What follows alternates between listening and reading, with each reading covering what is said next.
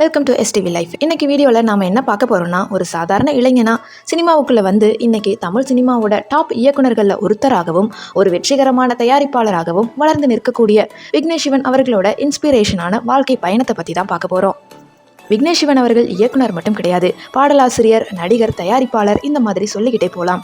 Full video பார்க்குறதுக்கு முன்னாடி நம்மளோட சேனலை ஃபர்ஸ்ட் டைம் விசிட் பண்ணுறீங்கன்னா இந்த வீடியோக்கு ஒரு லைக் போட்டு மறக்காமல் சப்ஸ்கிரைப் பண்ணிக்கோங்க. வாங்க வீடியோக்குள்ளே போகலாம்.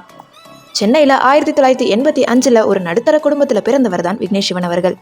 அவரோட அப்பா சிவக்கொழுந்து மற்றும் அம்மா மீனாகுமாரி 2 பேருமே காவல்துறையில் பணியாற்றினவங்க. மயிலாப்பூர் சாந்தோன் பள்ளியில் படித்தார். சின்ன வயசில் இருந்தே அவருக்கு கலை மற்றும் இசை மேலே ஆர்வம் அதிகம். சினிமா மேலே இருந்த காதலால் ஆரம்பத்தில் சின்ன சின்ன ஷார்ட் ஃபிலிம்ஸ் இயக்க ஆரம்பித்தார். எல்லாருக்குமே ஃபர்ஸ்ட் சான்ஸுங்கிறது அவ்வளோ சீக்கிரம் கிடைச்சிடாது. விக்னேஷ் சிவன் அவர்களுக்குமே அப்படிதான். 2012 சிம்புவை வச்சு போடா போடி படத்து மூலமாக இயக்குனராக அறிமுகமானார். அந்த படம் உருவாகிறதுக்கு ரொம்ப காலம் எடுத்துக்கிச்சு. ஆனால் அந்த படத்தில் இருந்த பாடல்களும் மேக்கிங்குமே இளைஞர் மத்தியில் இவரை கவனிக்க வச்சது. விக்னேஷ் சிவன் அவர்களோட வாழ்க்கையே மாற்றின படம்னு பார்த்தோன்னா நானும் ரவுடி தான்.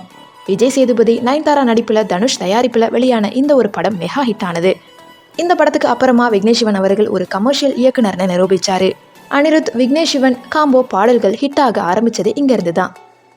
விக்னேஷ் சிவன் அவர்கள் வெறும் இயக்குனர் மட்டும் கிடையாது. தங்கமே, அடிச்சு தூக்கு, பாத்தி கம்மிங்னு பல சூப்பர் ஹிட் பாடல்களை எழுதினதும் இவர் தான். எளிமையான வரிகள், இளைஞர்களுக்கு பிடிச்ச மாதிரியான வார்த்தைகளை தேர்ந்தெடுப்பதில் இவர் கில்லாடி. இயக்குனராக மட்டும் இல்லாமல் ரவுடி பிக்சர்ஸ் மூலமாக நல்ல படங்களை தயாரிக்கவும் செஞ்சார். கூழாங்கல் மாதிரியான சர்வதேச தரம் வாய்ந்த படங்களை இவர் முன்னெடுத்து சென்றது பாராட்டுதற்குரியது. அவரோட பர்சனல் லைஃப்னு பார்த்தோன்னா, அவர் நயன்தாரா அவர்களை லவ் பண்ணி கல்யாணம் பண்ணிக்கிட்டாரு. அவரோட திருமணம் பிரம்மாண்டமாக நடந்தது எல்லாருக்குமே தெரியும். இப்போது உயிர் உலகுன்னு 2 அழகான குழந்தைகளுக்கு அப்பாவா ஒரு நிறைவான வாழ்க்கையை வாழ்ந்துக்கிட்டே இருக்காரு. தோல்விகள் வந்தாலும் அதை கண்டு துவண்டு போகாமல் அடுத்த வேலையை பார்க்கக்கூடிய அவரோட குணம் எல்லாருக்குமே ஒரு பாடம். உங்களுக்கு விக்னேஷ் சிவன் அவர்களோட இயக்கத்தில் எந்த படம் பிடிக்கும்ன்றதை கமெண்ட்டில் சொல்லுங்கள். இந்த வீடியோ உங்களுக்கு பிடிச்சிருக்கும்னு நினைக்கிறேன். இந்த வீடியோ பிடிச்சிருந்துச்சுன்னா லைக் பண்ணுங்கள், கமெண்ட் பண்ணுங்கள், ஷேர் பண்ணுங்கள். சப்ஸ்கிரைப் பண்ணாமல் பார்த்துக்கிட்டு இருந்தீங்கன்னா ப்ளீஸ் சப்ஸ்கிரைப் பண்ணிக்கோங்க. தேங்க்யூ ஸோ மச் ஃபார் வாட்சிங்.